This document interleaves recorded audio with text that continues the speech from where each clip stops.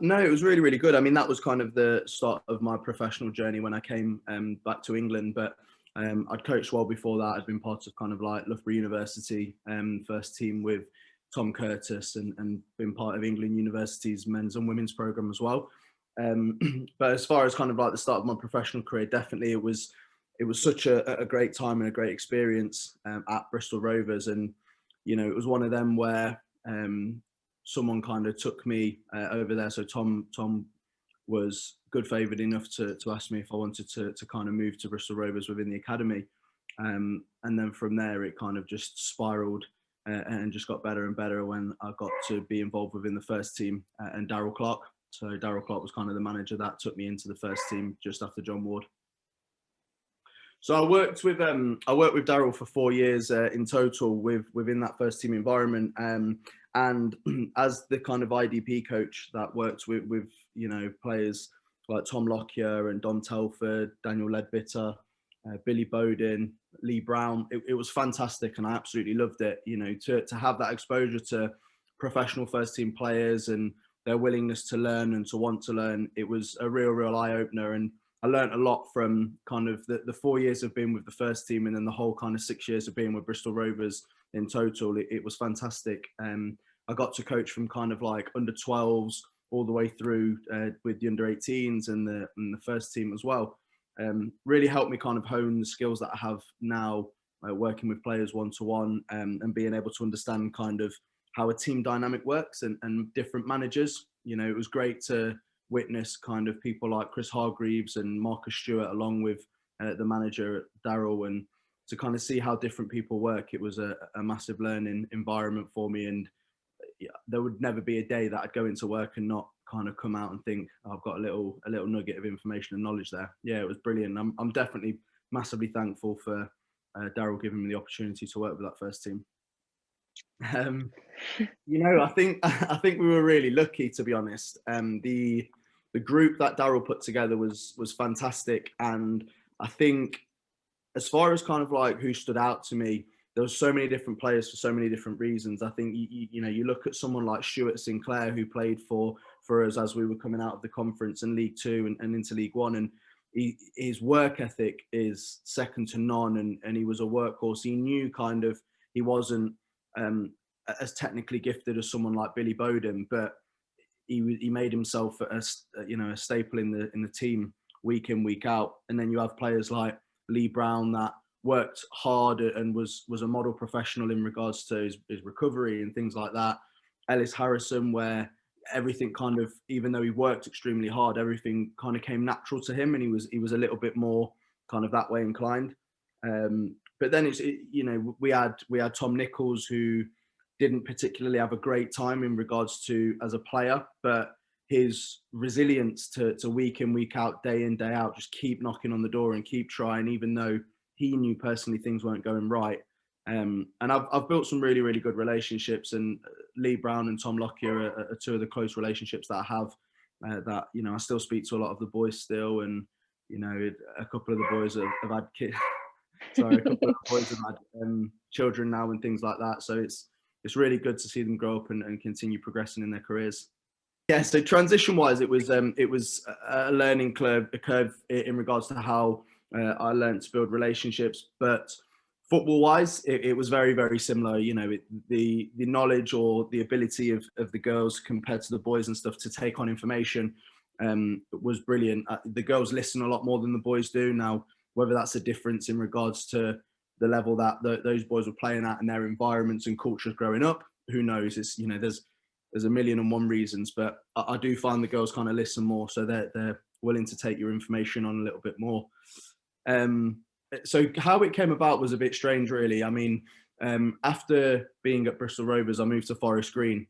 So I spent a very short time at Forest Green as their youth development phase lead. And then I stopped working at Forest Green, and it was kind of out of luck, really. Tanya Oxtoby, who was the manager, and Catherine Pacey, they were looking for a youth technical director and an assistant manager, and kind of all my qualifications fit the bill. And it happened really quickly, actually. I think I was actually only kind of out of Forest Green for maybe 2-3 weeks, and then I'd moved to Bristol City. So it was one of those where kind of I was in the right place at the right time.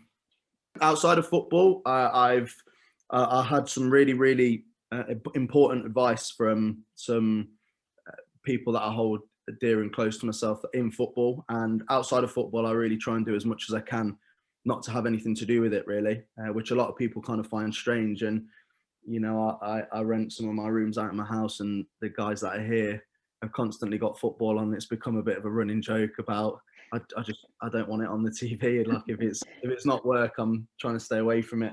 The dog's a really important part of my life. I've had a lot go on kind of over the last 3-4 years, and I've had him for the last 3, and he's been somewhat of a rock for me to get through some tough times. And I try and get out 3-4 hours a day with him to walk him. I kind of give him a couple of hours in the morning before I go to work, and then the same again in the evenings. But I do occupy a lot of my time outside of football, taking him out and having that reflection time wherever we are, and try and walk somewhere new if we can. Besides that, it's just a normal person relaxing and watching TV. So it is, yes, definitely 110%. I mean, this is my 3rd season in the WSL now, and from when I first came into the league to now, the league's come on leaps and bounds. I mean, just this season alone, the league's come on so much, and all the new sponsorships that's coming in, ready for next season and things like that, is nothing short of fantastic for the women's game and the league itself. I think it's a testament to itself that you have so many championship clubs now that are looking to go full-time and professional, and the likes of Leicester City coming into the fold and things like that. And they've heavily invested within their women's program because they see, well, I'd like to think they see how important it is for young women to have role models, young women to have an outlet, and making the league better and better is only going to help that. As far as kind of the actual WSL is concerned, you look at the likes of Everton selling players for £100,000. And to be honest, when I first came back into women's football and into the WSL with Tanya, I don't think we wouldn't even consider anybody being sold for kind of £100,000. And then you saw the likes of Sam Kerr come over for Chelsea and players like that. And it's like, you know what, it really is a fantastic thing to be part of as it grows and grows and as it becomes better and better. And it's a little bit frightening, to be honest, to see kind of how quickly it's grown and where it's going to go.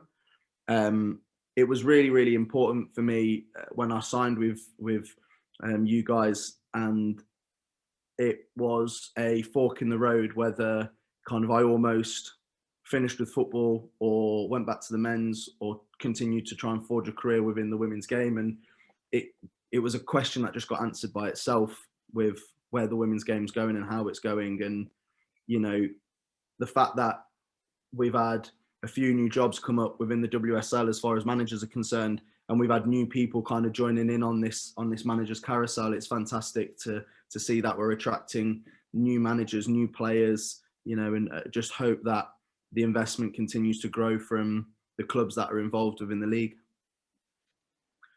Again, it was so NGS was recommended to me, and Reece in particular was recommended to me. I've had kind of a few agencies contact me over the last kind of year or so, looking to see if I wanted representation, stuff like that. And it's always kind of been something for me where I've thought, is it really necessary for me, and this, that, and the other. And the holistic approach that NGS has is something that enticed me. And I think it's really important to have someone that's just going to work hard for you. I think Reece is, for all of the comments and recommendations and everything that I heard of Reece, kind of hard work was always mentioned.